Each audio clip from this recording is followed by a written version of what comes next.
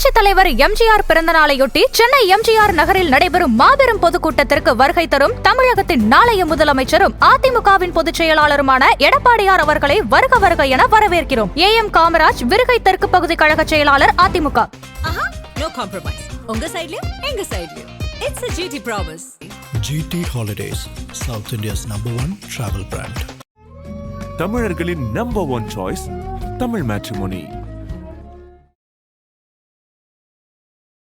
தமிழ்நாட்டில் 2021க்கு முன்னாடி ஒரு 4-5 வருஷம் ஃப்ளாஷ்பேக் போங்க. யாருன்னா ஒருத்தன் கொலை பண்ணிட்டு நான் தான் கொலை பண்ணேன்னு வீடியோ போட்ட வரலாறு இருக்கா தமிழ்நாட்டில்? ஒரே ஒருத்தன் சொல்லுங்க, இதுக்கு முன்னாடி வீடியோ போட்டு செல்ஃபி எடுத்து நாங்கள் தான் கொலை பண்ணோன்ட்டு. எத்தனை நிகழ்வு தெரியுமா? நீங்கள் ஒவ்வொரு கொலையும் எப்படி போய் பிடிக்கிறீங்க? கொலை பண்ணிட்டு அவனே போய் வீடியோ போடுறான், அவன் தான் கொலை பண்ணான்னு போய் பிடிக்கிறீங்க. அவன் எதுக்கு வீடியோ போடுறான்? பெருமைக்கு வீடியோ போடுறான். அப்போ யாருக்கு பயப்படுறான்? அவன் இரும்பு கரம் கொண்டு அடக்கணும்னு சொன்ன ஸ்டாலினை பார்த்து பயப்படுறானா இல்லை வேற எதை பார்த்து பயப்படுறான்? எடப்பாடி முதல்வர்னு மோடி சொல்லவே இல்லை. அதெல்லாம் ஏங்க ஒவ்வொரு வார்த்தை சொல்லவே ஒரே நிமிஷம் நீங்க வச்சிருக்க ஸ்கிரிப்ட் எல்லாம் படிக்கணும்னு என்ன விதியா இது? நீங்க மனசுல நினைக்க சார், எடப்பாடி முதலமைச்சர் ஆகணும்னு சொன்னாதான் சார் ஓட்டு போடுவான் தமிழ்நாட்டு மக்கள். ஒண்ணு கேளுங்க, அதிமுக காரன் உங்களுக்கு ஓட்டு போடணும், பிஜேபி கூட ஓட்டு போடணும். ஏற்கனவே பிஜேபி ஏடிஎம்கே ஒன்னு சேர்ந்ததுனால ஓட்டு விழலன்னு சொன்ன கட்சி தான் அது, சரிங்களா? நீங்க எடப்பாடிய முதல்வரா இல்லையான்னு நீங்க மோடி சொல்லியிருக்கணும் மேடையில. அமித்ஷா சொல்லணும், வரிக்கு வரி சொல்லணும். ஆமாங்க, வரி பாத்துக்கோங்க. உங்க மனசுல இருக்கிறது வரிக்கு வரி சொல்லணுன்றது இதெல்லாம் நீங்க போய் எங்க கட்சியில இருக்க யாரையும் கமெண்ட் பண்ண முடியும். எப்ப பாரு பீகார் உதாரணத்தையும் குஜராத் உதாரணத்தையும் மகாராஷ்டிரா உதாரணத்தையும் சொன்னீங்கன்னா, மகாராஷ்டிரால யாரு ஸ்டேட் பிரசிடென்ட் பிஜேபிக்கு? குஜராத்தோட ஸ்டேட் பிரசிடென்ட் யாரு பிஜேபிக்கு? அங்க ஒரு எம்பியோட பேர் சொல்லுங்க. அங்க எத்தனை கான்ஸ்டன்சி இருக்கு சொல்லுங்க. அவங்களோட பட்ஜெட் என்ன தெரியுமா உங்களுக்கு? ரெண்டாவது, இங்க வேலை செய்யற எல்லாரும் யாருக்கு வரி கட்டுறாங்க? இந்த மாநிலத்துக்கு வரி கட்டுறாங்க. டெய்லி யாருக்கு வேலை செய்யறாங்க? அங்க இங்க பாருங்களேன், அங்க ரோடு போட்டா எங்களுக்கு என்ன, ரோடு போடலன்னா எங்களுக்கு என்ன? தமிழ்நாடு பிஜேபி எப்ப பாரு உட்கார வச்சு மகாராஷ்டிரா பிஜேபியோட கதையும் குஜராத் பிஜேபியோட கதையும் கேட்டீங்கன்னா, நேத்து புதுசா ஆரம்பிச்ச விஜயனுடைய கட்சிகள் தெரிஞ்சுப்பாங்க. அவர் இளைஞர் கிடையாது, 52 வயசானவர், இளைஞர் கிடையாது, அவர் அங்கிள். சரியா? அங்கிளுக்கு அவரு தாத்தா. யாரு? ஸ்டாலின். 75 வயசு இருக்கிறவர் தாத்தா. மோடியும் தாத்தா. இல்ல சார், உங்களுக்கு ஸ்டாலின் தாத்தா, எங்களுக்கு விஜய் அங்கிள், அப்ப மோடி தாத்தா இல்லையா? விஸ்வகுரு. மோடி விஸ்வகுரு. அவர் தாத்தாவா இருக்காரு. ஒரு குடும்பம் இருக்குதா, குட்டி இருக்குதா, யாருக்காக உழைக்கிறார்? இந்த நாட்டுக்காக உழைக்கிறாரு. அவர் இந்த நாடையே சன்னியாசியா வச்சு இந்த நாடு வளரணும்னு இருக்கிறாரு. அவர் எப்படி ஆகணும்? இளைஞர்கள் பிஜேபிக்கு ஓட்டு போடணும் அப்படின்னா ஒரு ஈர்ப்புன்றது திரு அண்ணாமலை தலைவரா இருந்த வரைக்கும் இருந்துச்சு. இன்னைக்கு அந்த இளைஞர்கள் எல்லாம் பெரிய அளவுக்கு இருக்காங்களான்ற பெரிய சந்தேகம் இருக்குது. அதையெல்லாம் எப்படி சரி கட்ட போறீங்க? இன்னைக்கு அதை விட அதிகமான இளைஞர்கள் பிஜேபியில் வந்து சேர்ந்துட்டு இருக்காங்க. காரணம் என்னன்னா, மோடி அவர்களோட ஆட்சியை பார்த்து நிறைய பேர் ஈர்த்து பிஜேபியோட கட்சிக்கு வந்துருக்காங்க. நம்பர் 1. இன்னும் அண்ணாமலை அவர்கள் பிஜேபியில தான் இருக்கிறார், தமிழ்நாட்டில் தான் இருக்கிறார். இதை வந்து நாங்கள் 100 வாட்டி தம்பாட்டம் அடிச்சாச்சு. அண்ணாமலையை நீக்கிட்டாங்க, அண்ணாமலையை மாற்றி விட்டாங்க அப்படின்ட்டு நாங்க அண்ணாமலையே மாத்திட்டீங்களா, அப்ப நாங்க உங்களோட நிக்க மாட்டோம்னு ஒரு கூட்டம் பிஜேபியில இருக்கு தெரியுமா? பெரிய வதந்திகளை தேவையில்லாம கட்ட வச்சு விட்டுட்டு இருக்காது. இதெல்லாம் waste of time, waste of energy. அவரு மோடி வந்த மேடையில இருந்தாரா இல்லையா? பாரத பிரதமர் அவர் வந்த மேடையில அவர் இருந்தார். அதனால நாங்க கட்சிக்குள்ள எல்லாம் ஒன்னா தான் இருக்கிறோம். எங்க கூட்டணியும் ஸ்ட்ராங்கா தான் இருக்குது. எங்க கூட்டணி ஸ்ட்ராங்கா இருக்கு, அவங்க கூட்டணி வீக்கா இருக்குன்ற வேலையை நீங்க பார்க்காதீங்க. அதன் தமிழர்களுக்கு வணக்கம். பல்வேறு துறைகளில் சிறந்த ஆளுமைகளை சந்தித்து நாம் நேர்காணல் எடுத்து வருகிறோம். அந்த வகையில் நம்மோடு இணைந்திருக்கிறார் பாரதிய ஜனதா கட்சியின் இளைஞர் அணியின் மாநில துணைத் தலைவர் திரு திருவேங்கடம் அவர்கள். அவரிடம் கேட்பதற்கு நிறைய இருக்கின்ற வாழ்வுகளிடமே கேட்போம். வணக்கம் திரு திருவேங்கடம். வணக்கம். எப்படி இருக்கீங்க? நல்லா இருக்கேன். நீங்க எப்படி இருக்கீங்க? நலமா இருக்கேன். மகாராஷ்டிரா மாநிலத்தின் துணை முதலமைச்சர் திரு அஜித் பவார் உங்க கூட்டணியில் பிஜேபி கூட்டணியில் இருந்தவர். ஒரு காலையில் ஒரு விமான விபத்து, அவருடைய தனி விமானம் ஸ்பெஷல் ஃப்ளைட்டில் போயிட்டு அவர் விபத்து ஏற்பட்டிருக்கிறது. இந்த துயர சம்பவம் நாட்டையே எல்லோருடைய பார்வையும் அந்த பக்கம் திருப்பியிருக்கோம். ஆழ்ந்த இரங்கலை தெரிவித்துக்கிறோம். ஒரு முக்கியமான ஒரு தலைவர் மகாராஷ்டிராவுக்கு. உங்களுக்கு எப்படி ஒரு கூட்டணி கட்சியில், உங்கள் கட்சியில் கூட்டணியில் துணை முதல்வராக இருந்தவர், அந்த இழப்பு உங்களால் எப்படி பார்க்கப்படுது? முதல்ல மகாராஷ்டிரா மக்கள் அவர்களுக்கும் அஜித் பவார் அவரோட குடும்பத்துக்கும் எங்களுடைய இரங்கலை தெரிவித்துக் கொள்கிறோம். அதுக்கப்புறம் அஜித் பவார் அவர் பார்த்தீங்கன்னா எங்களோட கூட்டணியில் இருக்கவர் தான். இந்த நேரத்தில் பார்த்தீங்கன்னா அவர் ஒரு பெரிய இழப்பு ஏற்பட்டிருக்கு. இதை வந்து ஒரு பெரிய விவாத பொருளாக நம்ம டிபேட் பண்ணுறது தமிழ்நாட்டு மக்களோ இல்லை மகாராஷ்டிரா மக்கள் யாரும் ஏற்றுக்க மாட்டாங்க. அதனால பெரிய விவாதம் அந்த டாப்பிக்கில் வேண்டாம். ஏன்னா எல்லாம் இரங்கல் செய்தியில் இருக்காங்க. இரங்கல் செய்தி ஒரு சந்தேக செய்தியாகவே மாற்றியிருக்கிறார் மம்தா பானர்ஜி. அதனால தான் நான் இரங்கலையும் பதிவு செஞ்சுட்டு, தமிழ்நாடு இல்லை மகாராஷ்டிரா இல்லை, இந்தியாவே ஒரு பெரிய சோகத்தில் இருக்கா அப்படின்னு சொல்லிட்டு மகாராஷ்டிராவோட சீஃப் மினிஸ்டர் சொல்லியிருக்காரு. பிஎம் அவர்களும் இது பெரிய சோகத்தில் இருக்காங்க. இந்த நேரத்தில் இதை வச்சு அரசியல் பண்ணுற வேலையை மட்டும்தான் எப்பயுமே காங்கிரஸோ இல்லை அங்கே மம்தா பானர்ஜி அவர்களோ இது இங்கே இருக்க ஸ்டாலின் அவர்களோ இதே வேலையை திரும்ப திரும்ப பண்ணிட்டு இருக்காங்க. இன்னைக்கு ஒரு எங்கள் கூட்டணியில் இருக்கிற துணை முதலமைச்சர் ஒருத்தர் இறந்திருக்காரு அப்படின்னா அதை வச்சு ஒரு அரசியல் பண்ணுறது ரொம்ப கேவலமான பிழைப்பு. அந்த வேலையை ஒரு வேலையாக இவங்க பண்ணிட்டு இருக்காங்க அப்படின்னா அதுக்கு ஒரு விவாத பொருளே கிடையாது. இன்னைக்கு எல்லாம் ஒரு ஆழ்ந்த அனுதாபத்தில் இருக்காங்க. இந்த மாதிரி ஒரு துக்க சம்பவம் நடந்துருச்சு, என்ன பண்ணலாம் அப்படின்ட்டு. அதனால இப்போதைக்கு அதை பற்றி ஒரு பெரிய விவாதங்கள் வேண்டாம். முதல்ல இவங்க சொல்ற குற்றச்சாட்டுகள் எதுவுமே சரி கிடையாது. அவரு சில நாட்களுக்கு முன்னாடி என்டிஏ அலைன்ஸ்ல இருந்து வெளியே போகவும் நான் தயார் அப்படின்ற மாதிரி என்ன சொல்லியிருக்காங்க, மம்தா பானர்ஜி என்ன சொல்லியிருக்காங்க, அதான் விலகவும் தயாருன்னு சொன்னவர் இன்னைக்கு இந்த மாதிரி ஒரு விபத்து ஏற்பட்டிருக்கிறது. இதை உச்சநீதிமன்றத்தின் மேற்பார்வையில நிச்சயமா ஒரு விசாரணை நடத்த வேண்டிய தேவை இருக்குது. ஒரு சந்தேக பார்வையா அவங்க அதாவது அங்க நடந்தது பாத்தீங்கன்னா பாராமதியில ஃபிளைட்டோட கிராஷ் நடந்திருக்கு.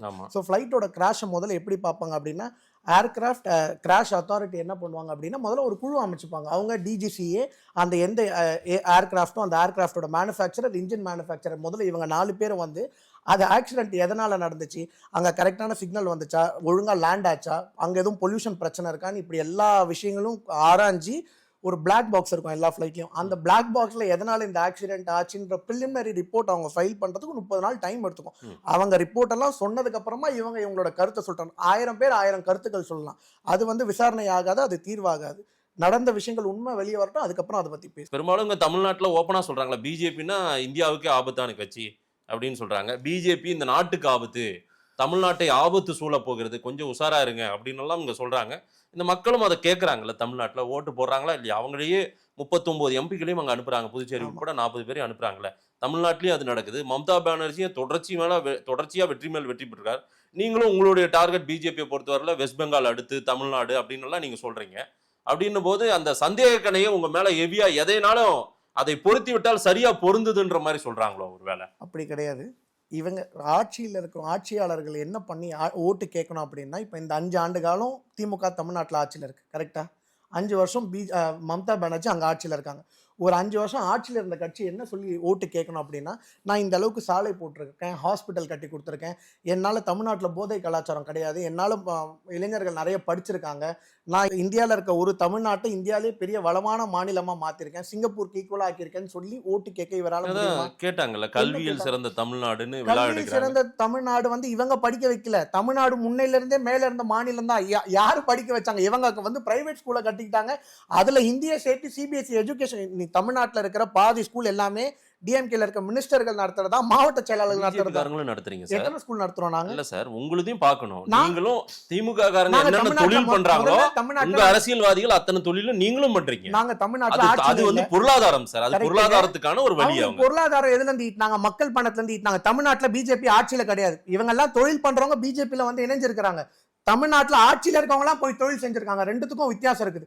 பிஜேபி கார தமிழ்நாட்டுல ஆட்சியில இருந்தா அந்த மாதிரி புதுசா தொழில் தொடங்கி கோடிகளை குவித்தவர்களா என்ன இப்ப இருக்கிறவங்க எல்லாம் ஆட்சியில உட்கார்ந்ததுக்கு அப்புறம் தான் கோடிகள் வருவதுக்கு முன்னாடி பல கோடிகள் வச்சுட்டு ஆட்சியில ஏற்கனவே தொழில் செஞ்சவங்க அரசியல்வாதியா மாறி இருக்காங்க. ஏறி வந்தாங்கன்னு சொல்லிட்டு முன்னாள் முதலமைச்சர் ஜெயலலிதா அவர்கள் சொல்லிருக்காங்க. என்னங்க முன்னாள் முதலமைச்சர் ஜெயலலிதா சொன்னதுக்கே எவிடன்ஸ் இல்ல சார். நீங்க அவரே சொல்லிருக்காங்க. ஒண்ணுமே இல்லாம கதை எழுதி தெருக்கு தெரு பாட்டு பாடி கஷ்டப்பட்டு யாரும் முன்னேற கூடாதா? ஏங்க கஷ்டப்பட்டு முன்னேற பல லட்சம் கோடி. மோடி வந்து ஒரு சாதாரண ஒரு இன்னைக்கு அவரோட சொத்து மதிப்பு என்ன? இன்னைக்கு அவரோட சொத்து மதிப்பு என்ன? ஆடம்பரமான ஒரு வாழ்க்கை அரசாங்கத்துல தான் இருக்கு. ஆடம்பரமான வாழ்க்கை அவர் வாழல. இந்திய நாட்டோட பிரதமரா இருக்காரு, ஆடம்பர வாழ்க்கையை வாழல. இவ ஒரு குடும்பம் மட்டும் தான் தமிழ்நாட்டிலே செழிப்பா இருக்குது, சொத்தும் சுகமா இருக்குதுன்னா அது கோபாலபுரம் குடும்பம் மட்டும் தானே தவிர வேற யாருமே கிடையாது. இந்த 5 ஆண்டுல என்ன மார்ச் தமிழ்நாட்டுல 5 வருஷம் யார் சட்டம் மீறலாம், அதே போல சட்டத்துக்கு முரணாக எப்படி சம்பாதிச்சாங்கன்னு உங்ககிட்ட ஆதாரம் தான் எடுத்து போடுங்க. மத்திய அரசாங்கம் உங்களுக்கு தானே 12 வருஷமா இருக்கீங்க. மோடி அமித்ஷா மத்த ஸ்டேட்ல எல்லாம் யாரு ஊழல் பண்ணாங்க, எப்படி சிறையில வைக்கணும், அரவிந்த் கெஜ்ரிவாலை எப்படி சிறைக்கு வைக்கணும் எல்லாமே தெரிஞ்சவங்க தான் நீங்க. இருந்தா செய்யுங்க. கூடிய சீக்கிரங்க தமிழ்நாட்டுக்கு வருவோம். காரணம் என்னன்னா, இவங்க செய்யற ஊழல் கொஞ்சம் கிடையாது, நஞ்சம் கிடையாது, ஏகப்பட்ட ஊழல். ஒரு வாட்டி கிடையாது, 2 வாட்டி கிடையாது. நல்லா ஒண்ணு தெரிஞ்சுக்கோங்க. வரலாறுல திமுக 5 வருஷத்துக்கு அப்புறம் திரும்ப ஆட்சிக்கு வந்ததா வரலாறே கிடையாது. அது காரணம் என்ன தெரியுமா? தேர்தல் நெருங்க அடுத்த வாட்டி திரும்ப வருமா வரமாட்டோமான்னு அவங்களுக்கே பயம் வந்துடும். அதனால மாவட்ட செயலாளர்கள் இருந்து அமைச்சர் வரைக்கும் எல்லாருமே எக்ஸ்ட்ரா கமிஷன் வாங்க ஆரம்பிப்பாங்க. உதாரணத்துக்கு ஒரு கான்ட்ராக்டுக்கு 20% கமிஷன்னா எலெக்ஷன் நெருங்க 25%, 30% வாங்க ஆரம்பிப்பாங்க. காரணம்னா திரும்ப வரமாட்டாங்கன்ற பயம் அவங்களுக்கே அதிகமா இருக்குது. திமுகவை திரும்ப ஆட்சிக்கு வரவிடாம பண்ணது அந்த அமைச்சர்களும் மாவட்ட செயலாளர்களும் தான். அதே நிலைமை திரும்ப தொடரும். ரெண்டாவது KN நேரு மேல இன்னைக்கு EDயோட குற்றச்சாட்டுல FIR பதிய சொல்றாங்க. DVSல ஒரு FIR இந்த மாநிலம் போட மாட்டேங்குது. இதே செந்தில் பாலாஜி மேல 1008 ஊழல் குற்றச்சாட்டு இருக்குது. ஒரு FIR பதிஞ்சாங்களா? எதுவுமே கிடையாது. இங்க நல்லா தெரிஞ்சுக்கோங்க, ஸ்டேட் பவர் வேற, சென்ட்ரல் பவர் வேற. இவங்க FIR போட்டா மட்டும்தான் EDயாலேயோ இல்ல சென்ட்ரல் விஜிலன்ஸ் ஏஜென்சியாலேயோ உள்ள வர முடியும். மாநிலத்துல எந்த ஒத்துழைப்புமே கிடையாது. எவ்வளவு நாள் இந்த ஒத்துழைப்பு இல்லாம இருக்க முடியும்? ஆட்சி மாறவே மாறாதா? காட்சி மாறவே மாறாதா? ஆட்சி மாறும், அன்னைக்கு காட்சி மாறும். அன்னைக்கு இவங்க 5 வருஷமா செஞ்ச ஊழல் அனைத்துமே வெளியே வரும். அன்னைக்கு எல்லாமே தெரிஞ்சுக்கும். இப்ப மட்டும் இல்லைங்க, 2006ல இருந்து 11ல அவங்க செஞ்ச ஊழல்ல 11ல ஜெயலலிதா அம்மையார் அவர்கள் வந்ததுமே அதை தான் முதல்ல சொன்னாங்க. அன்னைக்கு கஜானா எப்படி காலியா இருந்ததோ இன்னைக்கும் தமிழ்நாட்டோட கஜானா காலியா தான் இருக்குது. பழைய நியூஸை போய் 2011ல திரும்ப பாருங்க. மதிப்பிற்குரிய ஜெயலலிதா அம்மையார் அவர்கள் சொல்லுவாங்க, தமிழ்நாட்டோட கஜானா காலியா இருக்குது, இங்க நிதியே கிடையாது, எதுவுமே கிடையாது, ஒரு குடும்பம் மொத்தத்தையும் சொரண்டின்னு போயிடுச்சுன்னு சொல்றாங்க. இன்னைக்கு நிலைமை என்ன? இல்ல அதிமுகவை என்னங்க கடன் அதிகமா இருக்கா இல்லையா? அதிமுக ஆட்சியில இருந்த காலத்துல திரு அமித்ஷா அவர்கள் இங்க வந்து பிஜேபி கூட்டத்துல என்ன தெரியுமா சொன்னாரு? என்ன சொன்னாரு? தமிழ்நாடு தான் ஊழல், இந்தியாவிலே ஊழல் மிகுந்த மாநிலம் தமிழ்நாடுன்னு சொன்னாரு. மீன் பண்ணி சொல்லிருக்காரு. அதிமுக அன்னைக்கு ஆட்சியில அதிமுக மீன் பண்ணி அதிமுக அவங்க எங்களோட கூட்டணியில இருந்தாங்க சார். அன்னைக்கு அதிமுக மீன் பண்ணி தான் அவர் சொன்னது. அதிமுக எங்களோட கூட்டணியில இருந்ததுங்க. இன்னைக்கு இங்க கூட்டணியில இருக்கும்போது எப்படி வந்து சொல்ல போறாங்க? சொன்னாரு. இல்ல அன்னைக்கு நீங்க உங்களோட கூட்டணியில கிடையாது. தெரிஞ்சுக்கோங்க, தமிழ்நாட்டுக்கு ப்ளூ பாய் கட்சி அப்படின்னா ரொம்ப ஃபேவரட்டான கட்சி ஒன்று அப்படின்னா அது அதிமுக மட்டும்தான். எங்களுக்கு கூட்டணியில ரொம்ப பொருந்தி போற கட்சி எது அப்படின்னா அதிமுக மட்டும்தான். பிஜேபிக்கு ரொம்ப பொருந்தி போற கட்சி அதிமுக மட்டும்தான். அதிமுகவை நேரடியாக பிரதமர் மோடி அவர்களோ இல்ல அமித்ஷா அவர்களோ விமர்சனம் செஞ்சதே கிடையாது. ஏன்னா அவங்களுக்கு கருத்துல ஊழல் கட்சின்னு சொன்னீங்க சார். எப்பங்க சொன்னோம்? அதிமுகவே ஊழல் கட்சின்னு சொன்னீங்க. இந்தியாவிலே அதிக ஊழல் மிகுந்த மாநிலம் தமிழ்நாடுன்னு அமித்ஷா சொன்னாரு. அன்னைக்கு அதிமுக தான் இருந்தது. அதே போல ஊழல் கட்சின்னு ஒண்ணு விமர்சனம் பண்ண நீங்க அவங்களோடவே கூட்டணியும் வச்சுக்கிட்டீங்க இன்னைக்கு தேவைக்கு. எங்க ஆதாரம் இல்ல அதிமுகவுல இல்ல சார். அப்ப திமுகவுல மட்டும் தான் ஊழல் பண்றாங்க, அதிமுகவுல யாரும் ஊழல் பண்ணலையா? ஊழல் பண்ணலங்க, கொள்ள அடிச்சுட்டு உட்காந்துட்டு இருக்காங்க. மக்களோட பணத்தையும் வரி பணத்தையும் டெய்லி சம்பாதிக்கிறாங்க. ஒருத்தரோட சராசரி மனுஷனோட திமுக ஊழல் கட்சினா அதிமுக ஊழலே செய்யலையா? திமுக அளவுக்கு கம்பேர் பண்றது கட்சியே இந்தியால கிடையாது. ஊழல் பண்றதுக்கு ரூபாய் திருநாளும் திருட்டு தான், 100 ரூபாய் திருநாளும் திருட்டு. ஆமாங்க, இவங்க ஊழலுக்கு என்னங்க ஒப்பீடு இருக்குது?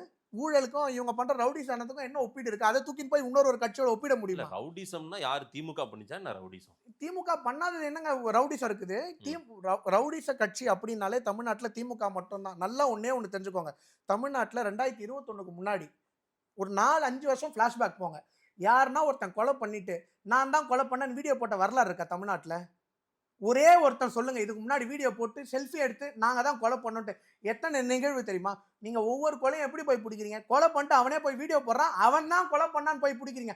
அவன் எதுக்கு வீடியோ போடுறான்? பெருமைக்கு வீடியோ போடுறான். அப்ப யாருக்கு பயப்படுறான்? அவன் இரும்பு கரம் கொண்டு அடக்கணும்னு சொன்ன ஸ்டாலினை பார்த்து பயப்படுறானா இல்ல வேற எதை பார்த்து பயப்படுறான்? நீங்க சொல்லுங்க. திமுகவுக்கு மாற்று அதிமுகவா இருக்கு, அதிமுகவுக்கு மாற்று திமுகவா இருக்கு. சரி, இதுல பிஜேபியோட ரோல் பெருசா கிடையாது இல்ல தமிழ்நாட்டுல. தமிழ்நாட்டுல பிஜேபி எங்க இருக்கு? ஒரு சபார்டினேட் தான் நீங்க. தமிழ்நாட்டுல நாங்க கூட்டணி கட்சி. இங்க நாங்க பெரிய நல்லா பாத்துக்கோங்க, நாங்க இங்க வளர்ந்த கட்சி கிடையாது, வளர்ந்துன்னு வர கட்சி. ரெண்டுத்துக்கும் வித்தியாசம் இருக்குது.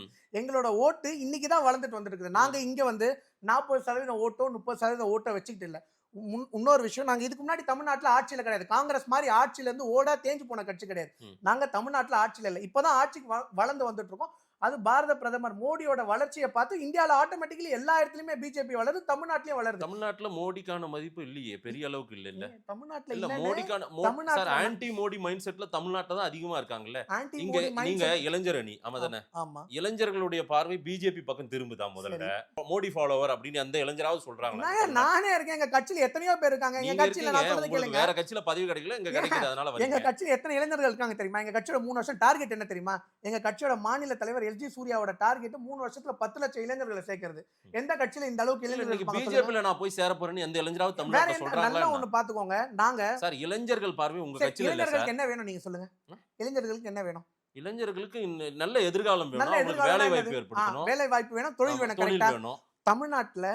தமிழ்நாடு இருக்குல்ல, தமிழ்நாட்டுல இளைஞர்கள் தொழில் செய்யணும்னு ஆசைப்படுவாங்கல்ல, அவங்களுக்கு முத்ரா கடன் மூலமா 4 கோடி அக்கவுண்ட்டுக்கு நாங்க கடன் கொடுத்துருக்கோம். எந்த இளைஞரும் நாங்க பயனடைஞ்சோம். வேற யாருங்க பயனடைஞ்சாங்க? தமிழ்நாட்டுல 4 கோடி அக்கவுண்ட்டுக்கு நாங்க காசு கொடுத்துருக்காங்க. 3,25,000 கோடி பிஜேபியோட கவர்மெண்ட். நீங்க சொல்ற அதே வெறுப்பு இருக்கிற பிஜேபி கவர்மெண்ட், மோடி கவர்மெண்ட் தான் 3,25,000 கோடி தமிழ்நாட்டுக்கு லோன் கொடுத்து கொண்டாடி இருக்கணுமே இளைஞர்கள் யாருமே உங்க இளைஞர்கள் வசம் கொண்டாடி சார் இருக்கணும். நேத்து புதுசாக ஆரம்பிச்ச விஜயனுடைய கட்சிகள்லாம் கூட முதல்ல போறாங்க ஒண்ணு சார். தெரிஞ்சுப்பாங்க, அவர் இளைஞர் கிடையாது. 52 வயசானவர் இளைஞர் கிடையாது, அவர் அங்கிள். சரியா? இல்ல அங்கிளுக்கு அவரு தாத்தா. யாரு? ஸ்டாலின். 75 வயசு இருக்கிறவர் தாத்தா. அவரு மோடியும் அவரே தாத்தா தான். மோடியும் தாத்தா தான். மோடி கரெக்டா? அப்படியே இல்ல சார், உங்களுக்கு ஸ்டாலின் தாத்தா, ஆமா, எங்களுக்கு விஜய் ஸ்டாலின் தாத்தா. அங்கிள், அப்ப ஆமா. மோடி தாத்தா மோடி இல்லையா? விஸ்வகுரு. மோடி விஸ்வகுரு. ஏன் அவர் தாத்தாவா அவர் இருக்கக்கூடாதா? எப்படிங்க ஒரு குடும்பம் இருக்குதா, குட்டி இருக்குதா, யாருக்காக உழைக்கிறார்? இந்த நாட்டுக்காக உழைக்கிறாரு. அவர் இந்த நாடையே சன்னியாசியா வச்சு இந்த நாடு வளரணும்னு இருக்கிறாரு. அவர் எப்படி ஆகணும் சொல்லுங்க? சரி, மகாத்மா காந்திக்கு ஈக்குவலா இந்த நேஷனோட பெருமிகு விஸ்வகுரு அப்படின்னு வச்சுக்கலாம். இல்ல அப்படி சரிங்க சார், விஸ்வகுரு நாட்டுக்கே விஸ்வகுருவா கூட மோடி இருக்கட்டும். சரிங்க. இந்த விஷயத்த நான் சொல்லல. ஆ. இப்போ யூரோப்பியன் கமிஷன்ல இருந்து இப்ப ஆட்கள் வந்தாங்க இல்லைங்க, உர்சுலா. அவங்க என்ன சொல்லியிருக்காங்க? இந்தியாவோட வளர்ச்சி இந்த உலகத்தோட வளர்ச்சின்னு சொல்லியிருக்காங்க. தமிழ்நாட்டோட வளர்ச்சி இதோட வளர்ச்சின்னு சொல்லி ஸ்டாலினை சொல்ல சொல்லுங்க பார்க்கலாம். அவரே கூட்டணி வச்சிருக்காருல, போய் கேரளா மாநிலத்துல சொல்ல சொல்லுங்க. அவரோட ஃப்ரெண்டு தானே தெலுங்கானால, அவரை சொல்ல சொல்லுங்க. தமிழ்நாடோட இந்தியாவுல வளர்ச்சி மிகுந்த மாநிலங்கள்ல சில டிபார்ட்மெண்ட்ஸ்ல எந்தெந்த மாநிலங்கள் சிறப்பா வளர்ந்துருக்கு அப்படின்ட்டு இந்தியாவுல லிஸ்ட் போட்டா பல இடங்கள்ல தமிழ்நாடு வந்து 3வது இடம் 2வது இடம். நீங்களே அதற்கான விருதை கொடுத்திருக்கீங்க. நிறைய டிபார்ட்மெண்ட்ஸ் கொடுத்திருக்கு சார். மருத்துவத்துறையில கொடுத்திருக்கீங்க, ஆமா. அதே போல கல்வியில கொடுத்திருக்குது. இந்த மாதிரி டிபார்ட்மெண்ட்ஸ்ல எல்லாம் வந்து சிறந்து விளங்குது, இந்தியாவிலே சிறந்த மாநிலம் தமிழ்நாடுன்னு விருது கொடுத்திருக்கீங்க. வெயிட் பண்ணுங்க, டேட்டால விளையாடாதீங்க. டேட்டா தான், நான் சொல்றதை கேளுங்க. இது டேட்டா தான், சிஎம் சொன்ன டேட்டா. நான் சொல்றதை கேளுங்க. மருத்துவத்துல வளர்ந்து இருக்குது அப்படின்னா 2021ல இருந்து 25 வரைக்கும் திமுக ஆட்சியா தமிழ்நாட்டுல எத்தனை மெடிக்கல் காலேஜ் கொண்டு வந்திருக்காங்க? 11 மெடிக்கல் காலேஜ் கொடுத்தது ஏடிஎம்கே பிஜேபி கவர்மெண்ட். இன்னைக்கு நான் சொல்றதை நான் கேளுங்க. சொல்றேன், நீங்க புரிஞ்சுக்கோங்க. நான் உங்களை பேச விடுறேன். நீங்க இங்க இருக்கிற பேசுறது கவர்னர் ஆர்.என். ரவி இருக்காரு. திமுக அரசாங்கத்தோடு சண்டை போறாரு ஆர்.என். ரவி. ஆனாலும் அவர் இங்க இருக்கிறதுக்கு காரணம், நான் வந்து இன்னும் சில ஆண்டுகள் இருக்கேன் இங்க, ஏன்னா அவருடைய பதவி காலம் முடிஞ்சு போச்சு, இன்னமும் கண்டினியூ பண்றதுக்கு காரணம் அவருடைய குடும்ப உறுப்பினர்களுக்கான மருத்துவ உதவி தமிழ்நாட்டுல தான் சிறப்பா இருக்குது. அதனால இங்க நான் இருக்க வேண்டிய தேவை இருக்கு சார். இந்த செய்திகள்லாம் வருது சார், வெளியே வதந்திகளை உட்கார்ந்து பேசிட்டு இருக்கீங்க. என்னங்க பேசிட்டு இருக்கீங்க சார்? அப்ப மருத்துவத்துல சிறப்பா இங்க நடந்து தமிழ்நாடு சிறப்பா இருக்கிறதுக்கு காரணம் தமிழ்நாடு அரசாங்கம். என்ன தமிழ்நாடு அரசாங்கம்? கவர்மெண்ட் ஹாஸ்பிட்டல்ல போய் அட்மிட் ஆவறாங்க. அப்ப அவர் எங்க போய் மெடிசன் எடுத்துக்கணும் தெரியுமா? நான் ஒண்ணே ஒன்னு கேக்குறேன். தமிழ்நாடு மருத்துவத்துறையில சிறப்பா இருக்கா இல்லையா கேளுங்க. அப்படின்னா கவர்மெண்ட் ஹாஸ்பிட்டல்ல போய் ட்ரீட்மெண்ட் எடுக்கிறாரா?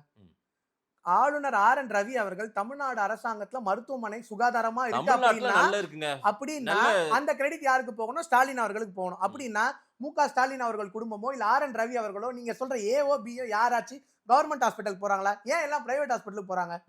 பிரைவேட் ஹாஸ்பிட்டல் நடத்துறதெல்லாம் யாரு? பிரைவேட் ஹாஸ்பிட்டல்ல போய் மேனேஜிங் டைரக்டரா இருக்காரா ஸ்டாலின் அவர்கள்? இல்ல அவர் மருத்துவத்துல வழிகாட்டுறாங்களா ஏதாச்சும்? அவங்க கஷ்டப்பட்டு டாக்டர் படிச்சாங்க, எம்பிபிஎஸ் முடிச்சாங்க, படிச்ச மாநிலமா இருக்குன்னா அது இன்னைக்கு நேத்து இல்லங்க, ஆதி காலத்துல இருந்து தமிழ்நாடு படிச்ச மாநிலம் தான். அந்த கிரெடிட் படிக்காத ஸ்டாலினுக்கெல்லாம் அந்த கிரெடிட் கிடையாது. முதல்ல ஆமாங்க, அவர் படிக்காத ஸ்டாலின். அவர் மோடி என்னத்தை படிச்சாரு?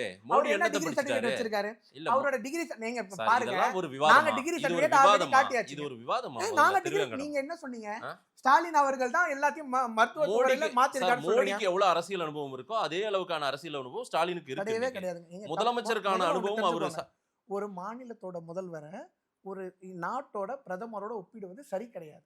இதுவே தவறான ஒப்பீடு. ஒரு மாநிலத்தோட முதல்வரை யாரோட ஒப்பிடணும் அப்படின்னா வேற மாநிலத்துல இருக்க முதல்வரோட ஒப்பிடணும். நான் சொல்றதை கேளுங்க. ஒரு நாட்டோட பிரதமரோட ஒப்பிடக்கூடாது.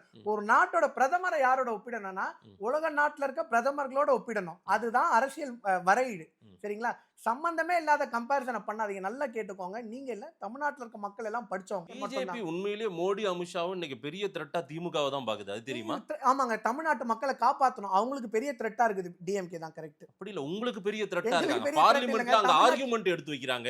அந்த ஆர்குமெண்ட்டுக்கு உங்களால பதில் சொல்ல முடியல. அவங்க கேக்குற கேள்விக்கு அங்க ஃப்ளோரே வந்து முடங்குற மாதிரி ஒரு நிலை இருக்காங்க இல்லையா? ஆமா, ஃப்ளோரே முடங்குற அளவுக்கு அங்க ஆர்ப்பாட்டம் பண்றாங்கல்ல. ஆமா, ஒரே கேள்வி கேக்குறாங்கல்ல. ஒரே ஒரு தீர்ப்பை தமிழ்நாட்டுக்காக அவங்க வாங்கிட்டு வந்தாங்கன்னு சொல்லுங்க. ஒரு நகர இடத்துல நீங்க தானே இருக்கீங்க. 39 பேர் நினைச்சாங்கன்னா என்னங்க பண்ண முடியும்? ஒரு பார்லிமெண்ட் ஹவுஸே அதிர வைக்க முடியுங்க. போன வாட்டி இதே கவர்மெண்ட்ல ஏடிஎம்கேல இருந்தாங்க, 39 எம்பி இருந்தாங்க அம்மையார் ஜெயலலிதா பீரியட்ல. அவங்களுக்கு என்ன வேணுமோ அதெல்லாம் வாங்கிட்டு வந்தாங்கல்ல. இவங்களுக்கு 39 எம்பி இருக்காங்க. ஒரே திமுகனாவே உங்களுக்கு கொடுக்குற எண்ணம் மனம் இல்லையா சார்? திமுக ஆட்சினா திமுகவுக்கு நல்ல பேர் போயிடும்னு நீங்க நினைக்கிறீங்களா? திமுகக்கு கேட்கிற எண்ணமே இல்லங்க. முதல்ல குடுக்குற எண்ணம் இல்லங்க. குடுக்கிறதுக்கு எண்ணம் இல்லாம அங்க தமிழ்நாட்டுக்கு வாரி வாரி கொடுத்தாரு. என்ன கொடுத்தீங்கன்னு கேக்குறாங்க. தமிழ்நாட்டு மக்கள் உங்களை அங்கீகரிக்கணும்னா ஏதாவது கொடுத்துருக்கணும். ஆமா, இளைஞர்கள் பார்வை உங்க பக்கம் திரும்பணும். வெகுஜன மக்களின் பார்வை, கிராமப்புற மக்களுக்கு, விவசாயிகள் போராட்டம் வரைக்கும் டெல்லியில் நடந்தது இல்ல. நீங்க எப்படி ஹேண்டில் பண்ணீங்கன்னு தெரியும்ல மக்களுக்கு. ஒரு நிமிஷம். முதல்ல டெல்லி பிரச்சனை, பீகார் பிரச்சனை, குஜராத் பிரச்சனை, அந்த மாநிலத்தோட பிரச்சனை. சரியா? திமுக என்ன கட்சி? மாநில கட்சி. என்ன கட்சி? மாநில கட்சி. திமுகவை நீங்க விமர்சனம் செய்யும் போது தமிழ்நாடு பிஜேபி தான் இதுக்கு உங்களுக்கு பதில் சொல்லணும். எப்ப பாரு பீகார் உதாரணத்தையும் குஜராத் உதாரணத்தையும் மகாராஷ்டிரா உதாரணத்தையும் சொன்னீங்கன்னா, மகாராஷ்டிரால யாரு ஸ்டேட் பிரசிடென்ட் பிஜேபிக்கு? குஜராத்தோட ஸ்டேட் பிரசிடென்ட் யாரு பிஜேபிக்கு? அங்க ஒரு எம்பியோட பேர் சொல்லுங்க. அங்க எத்தனை கான்ஸ்டன்சி இருக்கு சொல்லுங்க. அவங்களோட பட்ஜெட் என்ன தெரியுமா உங்களுக்கு? ரெண்டாவது, இங்க வேலை செய்யற எல்லாரும் யாருக்கு வரி கட்டுறாங்க? இந்த மாநிலத்துக்கு வரி கட்டுறாங்க. டெய்லி யாருக்கு வேலை செய்யறாங்க? இங்க பாருங்களேன், அங்க ரோடு போட்டா எங்களுக்கு என்ன, ரோடு போடலன்னா எங்களுக்கு என்ன? தமிழ்நாடு பிஜேபி எப்ப பாரு உட்கார வச்சு மகாராஷ்டிரா பிஜேபியோட கதையும் குஜராத் பிஜேபியோட கதையும் கேட்டீங்கன்னா, டிஎம்கே ஆட்களை உட்கார வச்சு அவங்களோட கூட்டணி அரசு தான் காங்கிரஸ் நடக்குது. வெஸ்ட் பெங்கால்ல மம்தா பானர்ஜி இவ்வளவு ஊழல் பண்றாங்க, நான் ஸ்டாலினை கேட்டுட்டு இருக்கீங்க இல்ல அதுல வர ராஜீவ்காந்தி வர அவரை கேட்கறீங்களா, இல்லைன்னா திமுக ஆதரவு பெற்ற பத்திரிகையாளர் சொல்லி வர செந்தில் வேலை கேட்கறீங்களா? யாரை கேட்கறீங்க? இல்ல தமிழ்நாட்டுல பிஜேபி இல்லையே பெருசா. தமிழ்நாட்டுல இல்லன்னா வந்துட்டு வருதுங்க. மோடிக்கும் அமித்ஷாவுக்கும் போன ஒட்டுமொத்த வாட்டி பார்வையும் தமிழ்நாடு தான். போன வாட்டி நாங்க 18% ஓட்டு வாங்கி 18%. ஆனா இது சீட்டா கன்வெர்ட் சீட்டா ஆகல. இல்லன்னா ஓட்டா இருக்குது இல்லங்க. ஓட்டா இருந்து என்ன இந்த வாட்டி சீட்டா வருங்க. போன வாட்டி ஓட்டா இருந்தது, இந்த வாட்டி சீட்டா இருக்கும். சரி. நல்லா ஒண்ணு தெரிஞ்சுக்கோங்க, தமிழ்நாட்டு பிஜேபி நீங்க என்னைக்கு கேள்வி கேட்கணும்னாலும் தமிழ்நாட்டுல இருக்கிற நாங்க முதல்ல தமிழ்நாட்டை சேர்ந்தவங்க. எனக்கு மகாராஷ்டிரா மொழி தெரியாது, எனக்கு மராத்தி தெரியாது, எனக்கு குஜராத்தி தெரியாது, எனக்கு பீகாரி மொழி தெரியாது. அது அந்த மாநிலத்தோட பிரச்சனை. அதை ஹேண்டில் பண்றதுக்கு பீகார் பிஜேபி இருக்குது. குஜராத் பிரச்சனை ஹேண்டில் பண்ணா குஜராத் பிஜேபி இருக்குது. உங்களுக்கு நான் நாங்க சொல்றேன், திமுக கேள்வி கேட்டா திமுக நேரடியா பதில் சொல்லுவாங்க. ஆமா, உங்களுக்கு அப்படி இல்ல. உங்களுக்கு நீங்க எதுவா இருந்தாலும் மோடி என்ன சொல்றாரோ அமித்ஷா என்ன சொல்றாரோ அதை நாட்டோட செய்யறதா வேலை. பிரதமர் அதான் நாட்டோட பிஜேபி நல்லா அப்படிதானே. கேட்டீங்களா, ஒரு ஸ்டேட்டோட பிரதமர் அவரு இல்லங்க. இந்தியாவை ஆளக்கூடிய மோடி அமித்ஷா செய்யும் தவறுகளை நாங்க கேள்வி கேட்க நான் ஒண்ணு கூடாதா? கேக்குறேன், பதில் சொல்லுங்க. அவரு ஒரு ஸ்டேட்டோட பிரதமர் நீங்க என்ன சொல்லிட்டாரு? அவரு இந்திய நாட்டோட பிரதமர், இந்திய நாட்டோட ஹோம் மினிஸ்டர். இந்திய நாட்டோட ஹோம் மினிஸ்டரை நீங்க ஒப்பிடுறதுக்கும் எங்கேயோ நடந்த இன்சிடென்ட்னா அந்த இன்சிடென்ட் எதனால நடந்துச்சு நீங்க இருக்கிற யாருக்கு வேணா தெரியுமா? என்ன பிரச்சனை நடக்குது? தமிழ்நாட்டின் மீதான இவ்வளவு குறைகளை அடுக்குறீங்கல்ல. ஆமா, இந்தியாவுல இவ்வளவு தமிழ்நாட்டுல இவ்வளவு பாதிப்பு நடந்துருச்சுன்னு சொல்றீங்களே. ஆமா. மணிப்பூர்ல இவ்வளவு பிரச்சனை நடக்குது, அதை கேளுங்கன்னு கேட்கதான் செய்வாங்க. மகாராஷ்டிராவுல இந்த பிரச்சனை இருக்கு, கேளுங்க. ஒண்ணு தெரிஞ்சுக்கோங்க, மணிப்பூர்ல நடக்கிற பிரச்சனையும் மகாராஷ்டிராவில் நடக்கிற பிரச்சனைகளும் நம்ம ஆதங்கங்களா தெரிவிச்சுக்கலாம். ஆனா அது ஒரு கருத்தியல் விவாதமா தான் இருக்குமே தவிர, முதல்ல அங்க நீங்க சரி பண்ணுங்க, அதுக்கப்புறம் தமிழ்நாட்டை பேசலாம்னு சொல்றாங்க. வெயிட் பண்ணுங்க. இங்க இருக்கிறவங்களால போய் அங்க ஏதாச்சும் மாற்றத்தை உருவாக்க முடியுமா? உதாரணத்துக்கு இப்போ நான் இருக்கேன், இல்ல வேற யாராச்சும் நீங்க எங்க கட்சியில இருக்க மாநில தலைவர் நயினார் அண்ணா இருக்காரு, இல்ல அண்ணாமலை அண்ணா இருக்காரு அப்படின்னா இவங்களோட என்ன வேலைன்னா தமிழ்நாட்டுல வளர்ச்சியை கொண்டு வரதா இவங்களோட வேலையை தவிர மணிப்பூரோட வளர்ச்சியை பார்த்துக்கிறதுக்கு மணிப்பூரோட மாநிலத்து ஆட்கள் இருக்கிறாங்க, அதுக்காக சீஃப் மினிஸ்டர் இருக்கிறாங்க. நீங்க ஒரு நாள் சீஃப் மினிஸ்டரோட விவாதத்துக்கு மணிப்பூர்ல இருக்கவங்களோட உட்காரும் போது நீங்க அந்த கேள்விகளை கேட்டீங்கன்னா சரியாகும். இல்லைன்னா சோ கால்டு சென்ட்ரல் கவர்மெண்டோட ரெப்ரஸன்டேட்டிவ் வந்தாங்கன்னா அவங்க கிட்ட கேட்டீங்கன்னா அர்த்தமாகும். சம்பந்தமே இல்லாம மணிப்பூர்ல நடக்கிறதுக்கும் தமிழ்நாட்டுல நடக்கிறதுக்கும் சம்பந்தமே கிடையாது. ஏன்னா தமிழ்நாட்டுல இருக்கிற யார் எல்லாருமே தமிழ்நாட்டுக்காரங்க தான். பிஜேபியில இருக்கவங்க நாங்க வேற ஸ்டேட்ல இருந்து வரல, எங்களுக்கு மணிப்பூர் லாங்குவேஜ் முதல்ல தெரியாது. ரெண்டாவது விஷயம், அங்க நடக்கிற உள் பிரச்சனைகளை நம்ம விவாதமா செய்ய முடியும். சரிங்களா? அதுல அங்க என்ன பிரச்சனை நடக்குது அது அந்த சாயிலோட பிரச்சனைங்க. சரி, அத அவங்க பாத்துக்க மாட்டாங்க. அத நீங்க சரிப்படுத்துங்க முதல்ல, அதுக்கப்புறம் திமுக அரசாங்கத்தை நல்லா பாத்துக்கோங்க. அதெல்லாம் பிஜேபி ஆளு மாநிலங்களா தான் இருக்கு. அப்புறம் என்னங்க பிரச்சனை? அதான் பிஜேபி ஆளு மாநிலங்களே இவ்வளவு பிரச்சனை இருக்கு, அப்புறம் என்ன திமுக குறை சொல்ல வேண்டியது பிஜேபி? நல்லா பாருங்க அப்படின்னு கேக்குறாங்க. கரெக்ட்டுங்க. இப்போ ஒரு மாநிலத்துல பிரச்சனை இருக்குன்னு வச்சுக்கோங்களேன். இப்போ இங்க திமுகவோட பிரச்சனை இருக்கு, அடுத்த வாட்டி திமுக ஆட்சிக்கு வராது. அந்த மாதிரி அங்க பிரச்சனை இருந்துச்சுன்னா பிஜேபி ஆட்சிக்கு வராமல இருக்கணும். எப்படி திரும்ப ஆட்சிக்கு வரும்?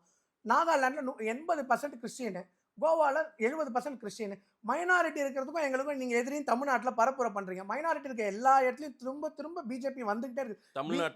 தமிழ்நாட்டுல என்னங்க? தமிழ்நாட்டுல மைனாரிட்டிஸ் உங்களை நம்புறதே இல்லையே. நான் நம்பாதது காரணம் சிறுபான்மை மக்களின் பாதுகாவலர் யாருன்னா நீங்க இல்லையே. உங்களை நம்புறது இல்ல. வேற யாரு? திமுகவை தான் நம்புறாங்க. நல்லா ஒண்ணு தெரிஞ்சுக்கோங்க, சிறுபான்மையர் பாதுகாவலர்னு சொல்லி நாங்க தண்டோர ஆட்சிக்கல ஃபேக் விளம்பரம் நாங்க பண்ணிக்கிறதே கிடையாது. நாங்க மக்களுக்கு என்ன நல்லது தேவையோ அதை கொடுத்துட்டு தான் இருக்கோம். நாங்க பிரிவினைவாதமோ இல்ல தேவையில்லாத பிரச்சனையோ நாங்க பண்ணிக்கிறல. எங்களுக்கு இன்னைக்கு என்ன தெரியுமா பிரச்சனை? இந்திய நாடு வளர்ச்சி நோக்கி போயிட்டு இருக்கு, தமிழ்நாடும் அந்த வளர்ச்சியில போகணுன்றது மட்டும் தான் எங்களோட இன்டென்ஷன். நீங்க இதுக்கு முன்னாடி ஃபாரின் போயிருக்கீங்களா? 2014 முன்னாடி, 2014 முன்னாடி அப்ராட் போயிருக்கீங்களா? 2014 அப்புறம் இப்ப ரீசெண்டா போயிருக்கீங்களா? நல்லா ஒண்ணு தெரிஞ்சுக்கோங்க, 2014 முன்னாடி காங்கிரஸோட ஆட்சியில நீங்க ஃபாரின் போனீங்கன்னா உங்களை எப்படி தெரியுமா பார்ப்பான்? சவுத் ஆப்பிரிக்கன் கண்ட்ரீஸ்க்கு ஈக்குவலா ஒரு வேல்யூ இல்லாத நாடு மாதிரி தான் பார்ப்பான். இன்னைக்கு இந்தியன் பாஸ்போர்ட்டுக்கே ஒரு வேல்யூ வந்திருக்குங்க. இதுக்கெல்லாம் நீங்க அந்த பிரதமரை தாங்க பாராட்டணும். நீங்க இங்க உட்காந்துட்டு இருக்க ஸ்டாலினியா பாராட்ட முடியும்? இதுக்காக இவங்களால என்னங்க முடியும்? இந்த 5 வருஷத்துல மக்களை ஊழல் செஞ்சு ஒரு குடும்பம் வளர்ந்த தவிர வேற எதுவுமே நடக்கல. நான் மறுபடியும் சொல்றேன் கேளுங்க, இந்தியன் பாஸ்போர்ட்டோட வேல்யூ வேர்ல்டுல மதிப்பு ஏறினது காரணம் பிரதமர் அவர்கள். உலக நாடுகள் மத்தியில மதிப்பு கூடி இருக்குன்னு சொல்றீங்க. சரி சார், எல்லாரும் பாராட்டுறாங்க மோடியை. சொல்றேன் கேளுங்க, உள்ளூர்ல ஒரு கூட்டம் ஒரு பிரிவு அச்சத்தின் பிடியிலே இருக்காங்களே பிஜேபி ஆட்சியில. பொய் ஒரு பிரச்சாரம். டிவைட் அண்ட் பாலிடிக்ஸே நீங்க பண்ணிட்டு இருக்கீங்க. எப்பவும் ஒரு பிரித்தாளும் அரசியல், ஒரு பிரிவினைவாத அரசியல், ஒரு மதவாத அரசியல், ஒரு சாதியவாத அரசியலை கையில் எடுக்கிற கட்சியா நல்லா தானே ஒண்ணு பிஜேபி தெரிஞ்சுக்கோங்க, பிஜேபி எங்கேயுமே மதவாத அரசியலை பண்ணல. சரிங்களா? நாங்க எந்த மதத்தையுமே சப்ரஸ் பண்ணல. நாங்க எந்த ஸ்டேஜிலும் போய் இத்தனை கோயிலை இடிச்சிருக்கிறோம், இத்தனை மசூதியை இடிச்சிருக்கிறோம் நாங்க சொல்லிக்கிட்டதே கிடையாது. இங்க பெரிய பிரச்சனை வர்றதுக்கு காரணம் திமுக மட்டும்தான். ஏன்னா பெரிய ஜாதி வாரியா மக்களை பிரிச்சு ஆட்சி செய்யறது திமுக மட்டும்தான். ஏன்னா இவங்கெல்லாம் ஒண்ணு கூடிட்டா பெரிய பிரச்சனை. அந்த ஒரு குடும்ப ஆட்சியில இருக்க முடியாது. டு பி வெரி ஃப்ராங்க், அந்த ஒரு குடும்ப ஆட்சியில் இருக்கிறதுக்காக தான் இந்த 5 வருஷத்துல பாத்தீங்கன்னா நீங்க ஜாதி பிரச்சனை அதிகமாயிடுச்சுங்க தமிழ்நாடு பூரா. அந்த அளவுக்கு மக்களை பிரிச்சு ஆட்சி செஞ்சுட்டு இருக்காங்க. ஒன்னே ஒண்ணு தெரிஞ்சுக்கோங்க, இந்தியாலேயோ இல்ல தமிழர்களோ இல்ல இந்துக்களோ யாரையாச்சும் படையெடுத்தாங்கன்னு சொல்லி வரலாறு உண்டா? நாங்க இது வரைக்கும் ஃபோர்ஸ்ஃபுல்லா யாராச்சும் ஒருத்தர் கன்வெர்ட் பண்ணி நான் இந்துவா நீ மாறுன்னு சொல்லி பண்ணாம நீங்க வரலாறு இருந்துச்சுன்னா நீங்க சொல்லுங்க பார்க்கலாம். சரி. ஒரே ஒரு ஆளை கூட நாங்க இந்துவா மாறுன்னு வற்புறுத்தினது கிடையாது.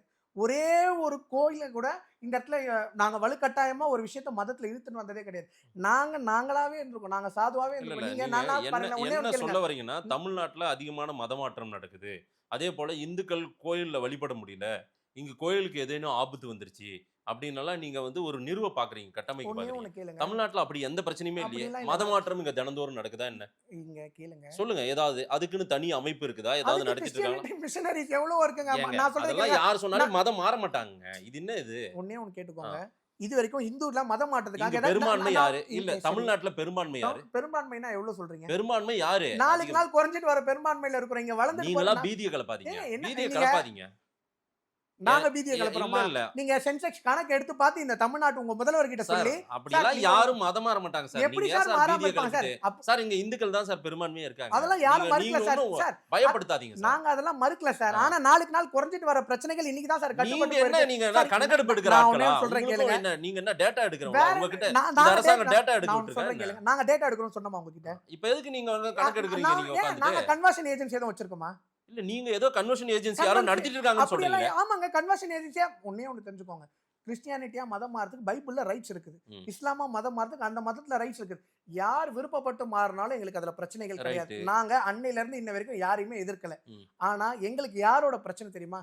எங்களுக்கு வேற மதத்துல இருக்கவங்களோட சத்தியமா பிரச்சனை கிடையாது. அப்படி இருந்துச்சுன்னா நாங்க கிறிஸ்மஸோ ரம்ஜானோ கொண்டாட போறது கிடையாது. எங்களுக்கு பிரச்சனை இருக்கிறதுலாம் சோ கால்டு மிஷனரி ஏஜென்சிஸ். மக்களை பணத்துக்காக ஒரு ஏஜென்சி பணம் வாங்கிட்டு அவங்களை கன்வெர்ட் பண்றதும், இந்த இமாம்களா இருந்துட்டு இப்படி மக்களை பிரிச்சு வச்சுக்கிட்டா மட்டும்தான் அவங்களால இது பண்ண முடியும்ன்ற கட்சிகளால மட்டும்தான் எங்களுக்கு பிரச்சனையை தவிர ம். எங்களுக்கும் மாற்று மதத்துல இருக்கிற யாருக்குமே பிரச்சனை கிடையாது. நாங்க எல்லா மதத்தையும் ஒன்னா தான் பாக்குறோம். இன்ன வரைக்கும் எங்களுக்கு பிரச்சனை இருந்தது கிடையாது. இதுக்கு முன்னாடியும் இருந்தது கிடையாது. இது மேலே எங்களுக்கு இருக்க போறது கிடையாது. ம். அதனாலதான் பெரும்பான்மையா முஸ்லிம்கள் இருக்கிற தொகுதியில கூட நாங்க ஜெயிக்கிறோம். இந்தியாவில் நீங்க சோ கால்டு நார்த் இந்தியால, குஜராத்ல, பீகார்ல எந்த மாநிலத்தை சொன்னாலுமே பிஜேபி ஆட்சிக்கு வந்த மாநிலத்துல திரும்ப திரும்ப பிஜேபி ஆட்சிக்கு வந்ததுக்கு காரணம் அவங்களுக்கெல்லாம் பிரச்சனை வரல. ஒரு வாட்டி பிஜேபி ஆட்சிக்கு வந்து அதை பார்த்துட்டாங்க அப்படின்னா அது பூச்சாண்டி வருது, பேய் வருதுன்னு இவங்க விடுற கதெல்லாம் நின்று போய் திரும்ப கண்டிப்பா பிஜேபி தான் ஆட்சிக்கு வரும். இப்போ சிறுபான்மைக்கு எதிரான கட்சி பிஜேபின்னு சொல்றீங்க இல்லைங்களா?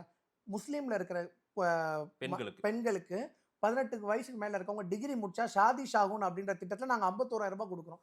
நீங்க இதே மைனாரிட்டியோட சப்போர்ட் பண்றதானே டிஎம்கே. அவங்க படிக்க வைக்கணும்னு சொல்லி இவங்க எவ்வளவு காசு கொடுக்குறாங்க நீங்க சொல்லுங்க பார்க்கலாம். ஒரே ஒரு திட்டம் இன்னைக்கு சொல்லிடுறேன், இவங்க வந்து சிறுபான்மையோட ஆதரவாளர்கள் தானே, அந்த குடும்பத்துல இருக்க பெண்கள் படிக்கணும் அப்படின்னு சொல்லி இவங்க எவ்வளவு காசு தராங்க நீங்க சொல்லுங்க. இல்ல என்ன நிதி உதவி செய்யறாங்க, இல்ல அவங்களை எஜுகேட் பண்றதுக்கு என்ன ஏற்கனவே பண்றாங்க? மாணவ மாணவிகளுக்கு எல்லாம் வந்து ஒரு மாதம் ஒரு தொகை எல்லாம் கொடுத்துட்டு இருக்காங்கல்ல, அதெல்லாம் நான் கேட்கல. நான் உங்களை டைரக்டா கேக்குறது, நீங்க மைனாரிட்டியா இருக்கிற ஸ்காலர்ஷிப், ஏற்கனவே ஸ்காலர்ஷிப்ஸ் எல்லாமே இருக்கு, எல்லாருக்குமே இருக்கு, டைரக்டா எல்லா பிரிவுகளுக்கும் இருக்கு. ஸ்காலர்ஷிப் நாங்க 100 ஸ்காலர்ஷிப் கொடுக்குறோங்க. நாங்க அது உள்ளே வரலங்க. அந்த மாதிரி ஒரு ஸ்கீம் தானே இது. நாங்க அப்புறம் எதுங்க நாங்க மைனாரிட்டியோட எதிரி, நீங்க எப்படி எங்களை தமிழ்நாட்டுல பேச முடியும் சொல்லுங்க? நீங்க நம்பலையே சார், சார், மைனாரிட்டிஸ் உங்களை நம்ப யாரும் மாட்டாங்களே. நம்ப வேணாம் சார். நாங்க என்ன ஸ்டிக்கர் ஒட்டிட்டு இருக்க கவர்மெண்ட் நடத்திட்டு இருக்கோம். நான் ஒண்ணே ஒன்னு சொல்றேன் கேளுங்க. கட்சியில ஒரு வேலூர் இப்ராஹிம் பார்க்க முடியுது, சரிங்க, நாங்க ஒரு 100 பேரை பார்க்க முடியல சார். சரிங்க. அதுதான் சார் சொல்றோம். நீங்க ஏங்க நல்லா ஒண்ணு தெரிஞ்சுக்கோங்க, நாங்க வந்து பிராண்டிங்கோ மார்க்கெட்டிங்கோ பண்ணிட்டலங்க. நாங்க வந்து கட்சியில செஞ்ச வேலையை சொல்லி வேலை வாங்கிட்டு இருக்கோங்க. 5 வருஷத்துல என்ன செஞ்சோம்னு சொல்லி ஆட்சிக்கு வரதுக்கு துப்பு இல்லாம இந்த கவர்மெண்ட் என்ன பண்ணுதுன்னா பிஜேபி வந்துரும், அது வந்துரும், இது வந்துரும், ஆட்சியை திரும்ப பிடிக்கிறதுக்கு கேவலமான வேலையை பாக்குறாங்க. ஒரு அரசாங்கம் என்ன செஞ்சிருக்கணும்? 5 வருஷம் செஞ்ச சாதனையில பேசியிருக்கணும். அதை செய்யாம பிஜேபி வந்துரும்னா இது என்ன கதை?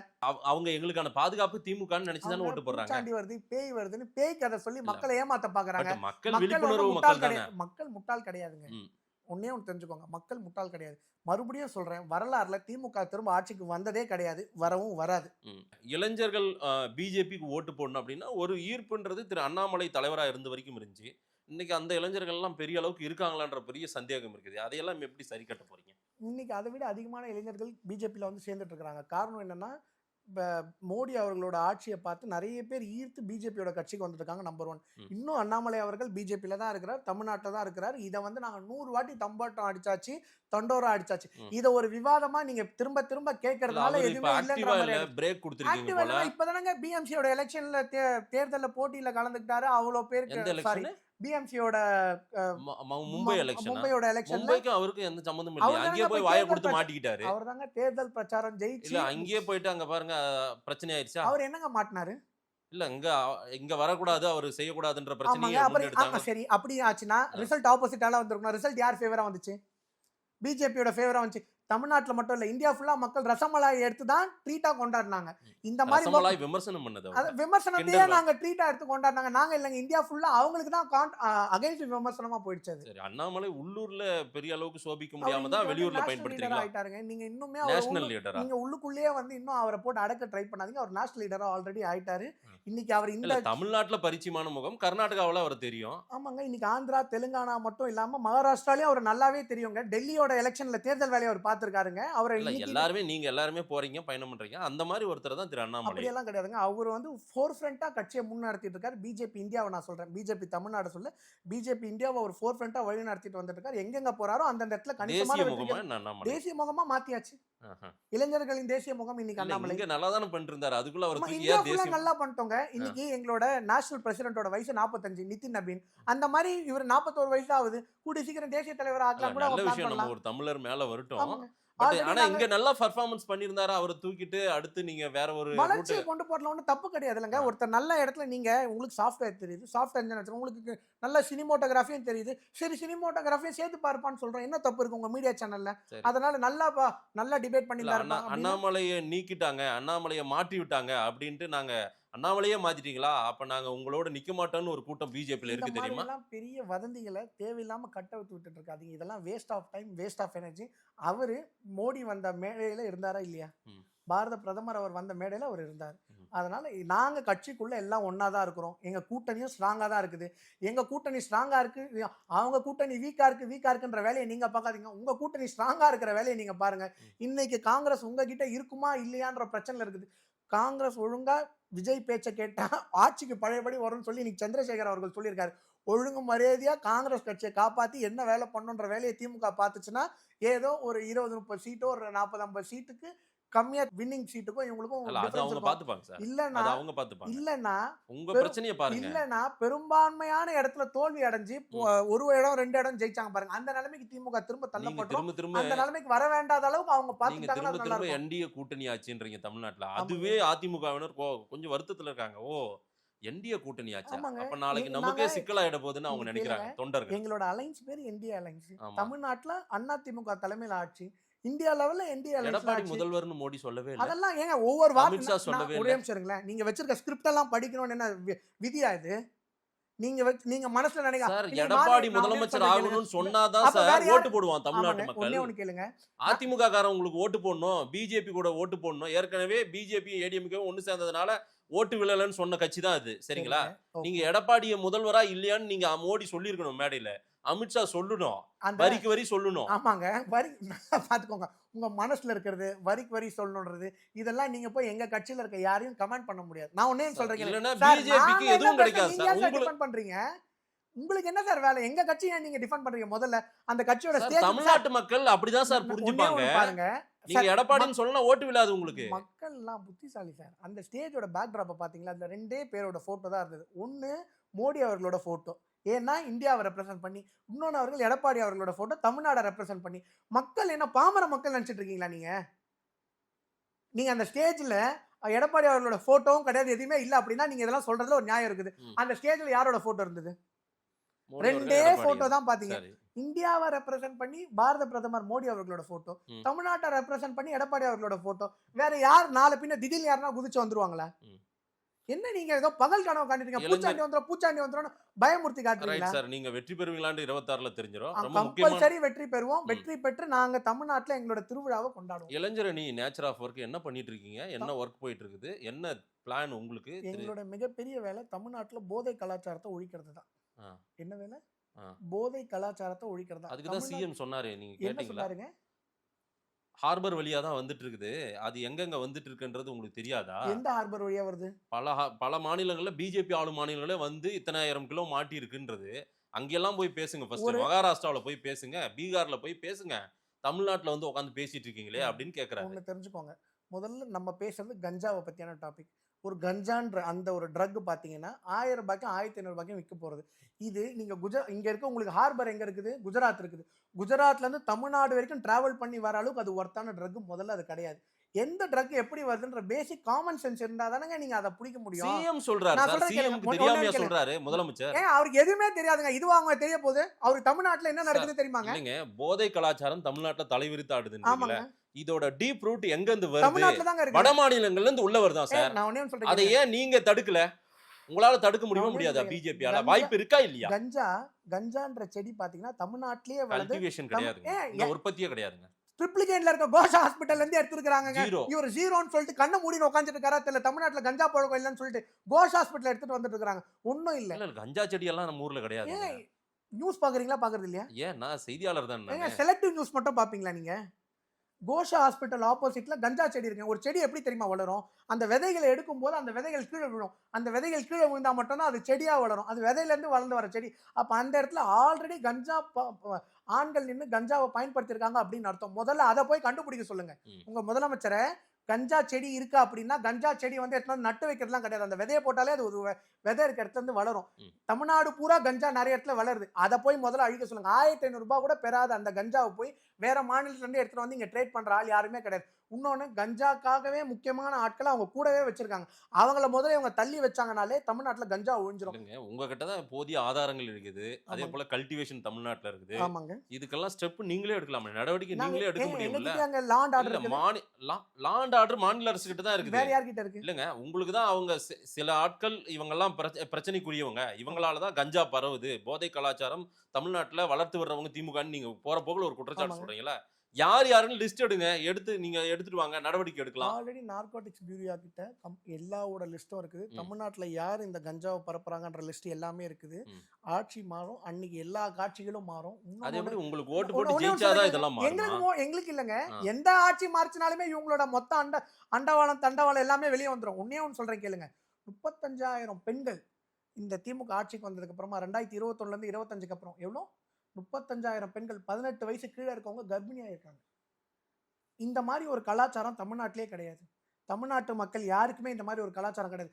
இந்த அளவுக்கு என்ன வயசுக்கு 18 வயசு கீழே இருக்க இளம் பெண்கள் கர்ப்பமா இருக்கிறாங்க 35,000 பேர். எல்லாம் கஞ்சா போதையில இருந்ததுனாலேயே நடந்த விஷயங்கள். அவ்வளோ பேரும் தமிழ்நாட்டில் வெறி பிடிச்ச ஆட்கள்லாம் இதுக்கு முன்னாடி கிடையாது. இன்னைக்கு அவன்லாம் மைண்டை இழந்து பைத்தியகாரமா சுத்தின்னு இருக்கிறான். 70 வயசு மூதாட்டி கிட்ட போய் தப்பா நடந்துக்கிறான். துப்புரவு பணியாளர்கள் வேலைச்சேரில் வேலை செஞ்சுட்டு இருக்காங்க, அவங்க கிட்ட போய் தப்பா நடந்துட்டு இருக்கிறான். இந்த மாநிலம் எதை நோக்கி போயிட்டு இருக்குன்ற ஒரு பெரிய வரமுறையே இல்லாம இந்த கவர்மெண்ட்டுக்கு முட்டு கொடுத்து சப்போர்ட் பண்ணிட்டு இருந்தீங்க அப்படின்னா தமிழ்நாடு அகல பாதாளத்துக்கு போயிடும். நாளைக்கு நீங்க வெளியே போனீங்கனாலே எவன் அடிப்பான்னு தெரியாது. இன்னைக்கு அந்த நிலைமையில தான் தமிழ்நாடு இருக்குது. இந்த சென்னை அதோட ரொம்ப மோசமான நிலைமையில இருக்குது. அதை நல்லா தெரிஞ்சுக்கோங்க. இந்த 26ல மாற்றம் பிறக்குமா? 200% மாற்றம் பிறந்தே ஆகணும். இந்த மாற்றம் பிறந்தா மட்டும்தான் தமிழ்நாட்டுக்கு வழி பிறக்கும். இல்லை அப்படின்னா எல்லா ஹோட்டல்லையும் ரவுடிஸ் அதிகமாயிடும். தமிழ்நாட்டில் ரவுடிஸ் அதிகமாயிடும். இந்த கவர்மெண்ட் கட்டுக்கடங்கமாக போயிடும். இதை ஹிஸ்டரி ரிப்பீட்ஸ் அப்படின்னு சொல்லுவாங்க. 2011 ஆட்சிக்கு வந்ததுக்கு அப்புறமா முதல்ல செல்வி ஜெயலலிதா அம்மையார் அவர்கள் சொன்ன முதல் விஷயமும் அதுதான். இதுக்கு முன்னாடி கஞ்சா அதிகமாக இருந்தது, தமிழ்நாட்டில் அடக்குமுறை அதிகமாக இருந்தது, மீடியாவுக்கு பேச்சு சுதந்திரம் கிடையாது, பெண்களுக்கு மதிப்பு கிடையாதுன்றத 2011 என்னென்ன சொன்னாங்களோ இந்த 5 வருஷம் ஆட்சி கழிச்சு திரும்ப நீங்களும் நானும் இன்னைக்கு அதை பத்தி தான் பேசிட்டு இருக்கோம். இந்த 5 வருஷத்துல இந்த ஆட்சி தமிழ்நாட்டை 20 வருஷம் பின்னாடி எடுத்துன்னு போயிட்டாங்க. அதனாலதான் 5 வருஷம் திமுக ஆட்சிக்கு வந்து 9 லட்சம் கோடி கடன் வாங்கியிருக்காங்க. which is 25 வருஷம் நம்மளை பின்னாடி கொண்டு போயிட்டாங்க. நீங்க சொல்லியிருக்கீங்க நிறைய விஷயங்கள். மக்கள் என்ன சொல்றாங்கன்னு பார்க்கலாம். கண்டிப்பாக மக்கள் கிட்ட கொடுக்குறோம். நேரில் வந்து நேரம் கொடுத்து பேசும்போது நன்றி தெரிவிக்கிறேன்.